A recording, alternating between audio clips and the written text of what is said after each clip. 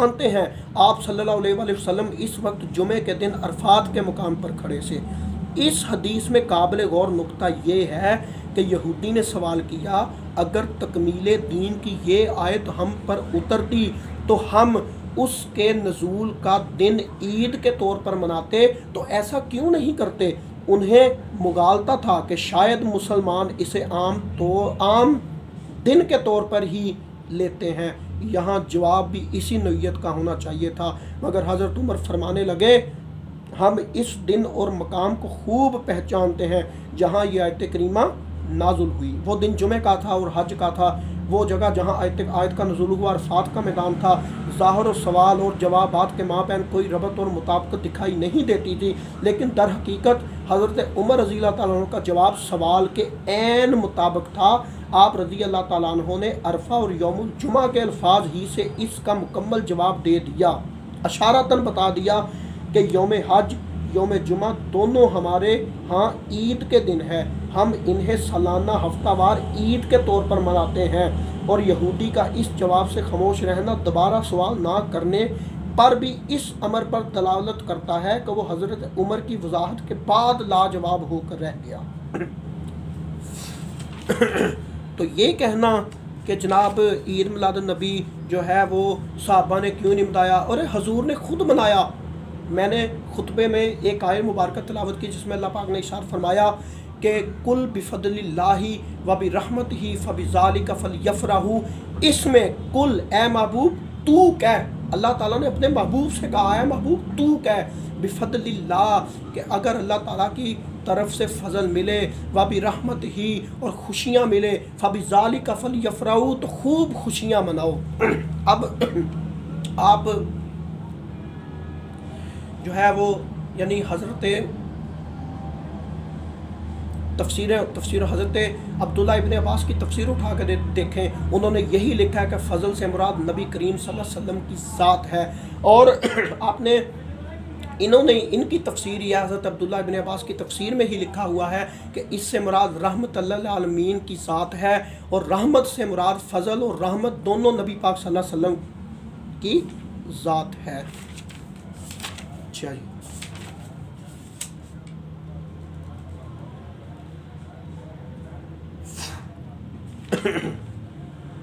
پھر اس کے بعد کیا علماء امت اور محدثین کے اقوال و افعال سے جشن عید میلاد النبی کا ثبوت سنیے۔ جشن عید میلاد النبی کے متعلق محدثین کے نظریات ہیں۔ سب سے پہلے نمبر 1 علامہ ابن جوزی کا نظریہ دیکھتے ہیں۔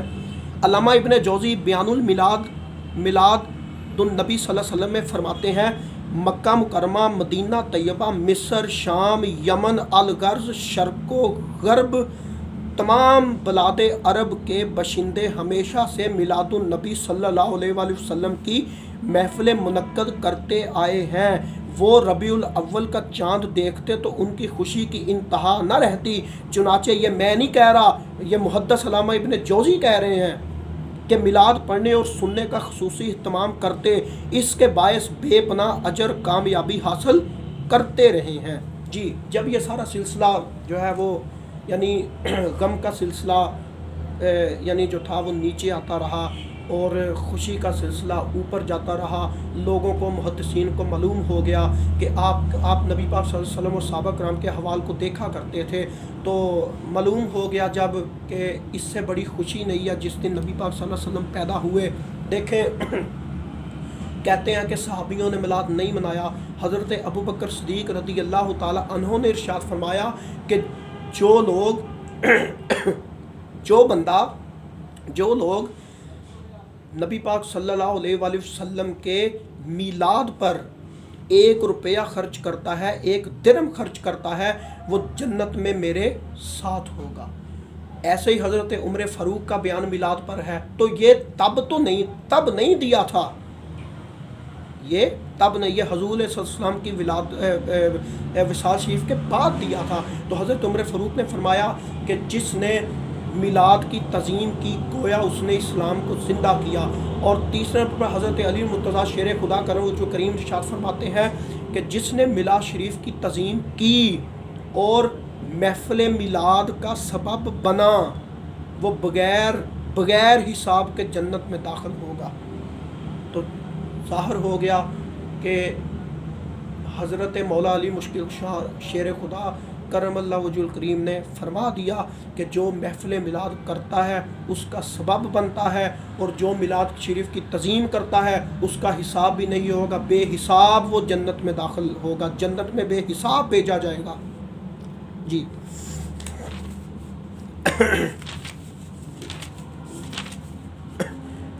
بلکہ اللہ تعالیٰ نے بھی جو ہے وہ اپنے تمام انبیاء کرام کی ولادت کا ذکر کیا، اور کسی کو یہ نہیں کہا میں نے احسان کیا۔ اللہ تعالیٰ نے ہمیں جو بھی چیز دی، جو بھی نعمت عطا کی، اس کا احسان نہیں کیا، لیکن جب اپنے حبیب صلی اللہ تعالیٰ علیہ وآلہ وسلم کو دنیا میں پیدا فرمایا اور فرما دیا کہ میں نے آپ پر مومنوں پر ایک احسان کر دیا ہے کہ انہی میں سے آپ کی طرف ایک رسول کو بھیج دیا ہے۔ تو دیکھیے حضرت مجدد ثانی رحمۃ اللہ تعالیٰ علیہ نے 11ویں صدی کے امام ربانی شیخ احمد سرہندی حضرت مجدد الف ثانی اپنے مکتوبات میں فرماتے ہیں کہ اچھی آواز میں قرآن حکیم کی تلاوت کرنا، قصیدے پڑھنا اور منقبتیں پڑھنے میں کیا حرج ہے؟ ممنوع تو صرف یہ ہے کہ قرآن مجید کے حروف کو تبدیل و تحریف کیا جائے، اور اعلان کے طریقے سے آواز پھیرنا اور مناسب تالیاں بجا کر، جو کہ شعر میں بھی ناجائز ہے۔ اگر ایسے طریقے سے مولود پڑھیں کہ قرآنی کلمات میں تحریف واقع نہ ہو، قصائد پڑھنے میں مذکور ممنوع امر نہ پائے جائیں، تو کون سا امر جو ہے وہ مانے ہے؟ بتائیں تو صحیح۔ اور میلاد شریف پر ایک اس کے منع ہونے پر ایک دلیل دے دیں۔ شیخ عبدالحق محدث دہلوی نے بھی ذکر کیا میلاد شریف کا، اور دیکھیے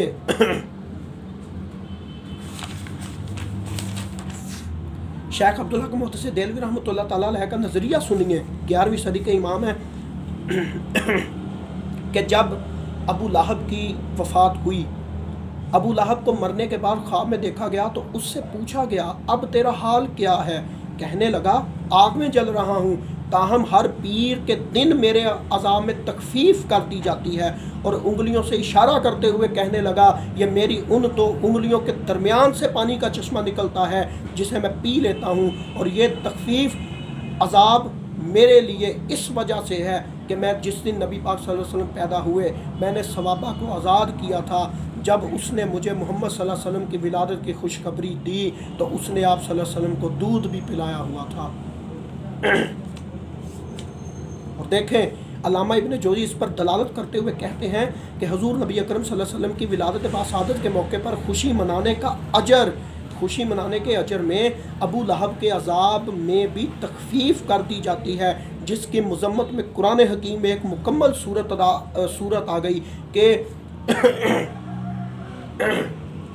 تبت یدا ابی لہب و تب، جو آپ صلی اللہ علیہ وسلم کے میلاد کی خوشی مناتا ہے۔ علامہ ابن جوزی کہہ رہے ہیں، میں نہیں کہہ رہا، ہم سنیوں کا کوئی نہیں بندہ کہہ رہا، جو آپ صلی اللہ علیہ وسلم کے میلاد کی خوشی مناتا ہے اور آپ صلی اللہ علیہ وسلم کی محبت و عشق میں حسب استطاعت خرچ کرتا ہے، خدا کی قسم میرے نزدیک اللہ تعالیٰ ایسے مسلمان کو اپنے محبوب صلی اللہ علیہ وسلم کی خوشی منانے کے طفیل اپنے فضل کے ساتھ اپنی نعمتوں بری جنت عطا فرمائے گا۔ یہ علامہ ابن جوزی کہہ رہے ہیں۔ اور دیکھیے آگے چلیے، کون کہتا ہے کہ میلاد نہیں منانا چاہیے؟ حضور پاک نے تو خود اپنا میلاد منایا، اللہ تعالیٰ نے اپنے حبیب کے ذکر کے خوب چرچے قرآن میں کیے ہیں۔ اب دیکھیں حضرت شاہ عبد الرحیم محدث دہلوی رحمۃ اللہ تعالیٰ علیہ متوقع 1131 ہجری کا نظریہ ہے۔ حضرت شاہ ولی اللہ محدث دہلوی کے والد گرامی شاہ عبد الرحیم محدث دہلوی فرماتے ہیں کہ میں ہر سال حضور کے میلاد کے موقع پر کھانے کا اہتمام کرتا تھا، لیکن ایک دفعہ نہ کر سکا۔ وجہ کیا تھی کہ پیسے نہیں تھے، تو میں نے کچھ بنے ہوئے چنے لے کر حضور علیہ الصلوۃ والسلام کے میلاد کے سلسلے میں لوگوں میں تقسیم کر دیے، اور رات میں سو گیا، قسمت جاگ اٹھی۔ نبی پاک صلی اللہ علیہ وسلم رات کو خواب میں کیا دیکھتے ہیں؟ شاہ عبد الرحیم محدث دہلوی نے فرمایا کہ مجھے خواب آیا، رات کو میں نے خواب میں دیکھا کہ حضور صلی اللہ علیہ وسلم کے سامنے وہی چنے رکھے ہوئے ہیں اور آپ صلی اللہ علیہ وسلم خوش و خرم تشریف فرما ہے۔ اب دیکھیے مفسر قرآن شیخ اسماعیل حقی رحمۃ اللہ تعالیٰ علیہ، شیخ اسماعیل हक्की अलैहिर्रहमा ने नज़रिया क्या है इनका कि हज़रत शेख इस्माइल हक्की रहमतुल्लाह ताला अलैह तफसीर रूहुल बयान में लिखते हैं, और मिलाद शरीफ मनाना, ये तफसीर रूहुल बयान है, जिल्द नंबर 2 है, सफ़ा 56 है। और मिलाद शरीफ मनाना आप सल्लल्लाहु अलैहि वसल्लम की तज़ीम में से है, जबकि वो मुनकरात में से पाक हो, मुनकर ना हो, आपकी तज़ीम में से है मिलाद शरीफ करना, मुनकरात से पाक हो। इमाम सयूती रहमतुल्लाह ताला अलैह ने फरमाया कि हमारे लिए आप सल्लल्लाहु अलैहि वसल्लम की विलादत बासआदत पर इजहार तशक्कुर करना मुस्तहब अमल है। और हज़रत शाह वली दीगर जो है वो हवाले बयान फरमाइए क्योंकि टाइम काफ़ी थोड़ा है। हज़रत शाह वलीउल्लाह मुहद्दिस देलवी ने का नज़रिया पेश किया मिलाद शरीफ पे, हज़रत शाह अब्दुल अज़ीज़ मुहद्दिस देलवी ने भी नज़रिया किया, ठीक है ना, इन्होंने भी नज़रिए में फरमाया शाह अब्दुल अज़ीज़ मुहद्दिस देलवी ने कि और माह रबीउल अव्वल की बरकत हजूर नबी करीम सल्लल्लाहु अलैहि वसल्लम की मिलाद शरीफ की वजह से है। जितना उम्मत की तरफ से आप सल्लल्लाहु अलैहि वसल्लम की बारगाह में हदिया दुरूद व सलाम और तआमों का नज़रिया पेश किया जाए, उतना ही आप सल्लल्लाहु अलैहि वसल्लम की बरकतों का उन पर नुज़ूल होता है। अब देखें, अगर एक काफिर नबी पाक सल्लल्लाहु अलैहि वसल्लम के मिलाद यानी के सिलसिला में आप सल्लल्लाहु अलैहि वसल्लम की जब पैदाइश हुई तो अबू लहब ने अपनी लोंडी को आज़ाद किया, तो फरमाया कि देख के आके अब्दुल्ला के घर बेटा पैदा हुआ है, तो वापस आकर वो यानी कहने लगी कि बच्चा बहुत प्यारा है, कुछ तरीफ़ी कलमात कहे। तो उन्होंने यानी अबू लहब ने जो उंगली 2 उंगलियों की तरफ इशारा किया था ना कि जा मैं तुझे मिलाद मुस्तफ़ा सल्लल्लाहु अलैहि वसल्लम की खुशी में आज़ाद करता हूँ, और मर गया। नाजरीन, अगर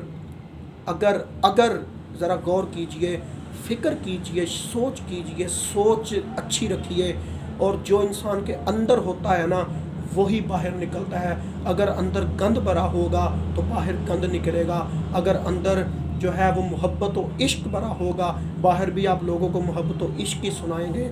तो अगर देखें, अगर